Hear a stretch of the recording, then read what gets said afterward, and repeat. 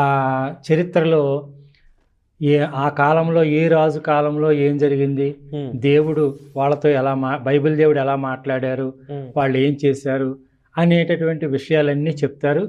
చెప్పిన తర్వాత మేము ఎలాగైతే బాప్తిస్మం తీసుకుని రక్షణ పొందుకొని అనేక మందికి సువార్త ఎలాగైతే ప్రకటిస్తూ ఉన్నామో,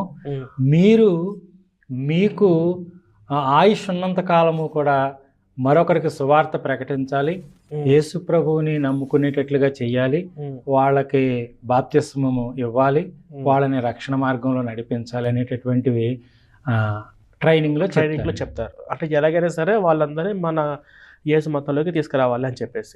రైట్. అంటే ఇప్పుడు ఉన్నటువంటి పాస్టర్లు అందరూ కూడా దాదాపుగా ఎవరు బైబిల్ చదివి వెళ్ళిన వాళ్ళైతే కాదు. అంటే మీరు చెప్పేదాన్ని బట్టి నేను అర్థం చేసుకోవాల్సి కాదు.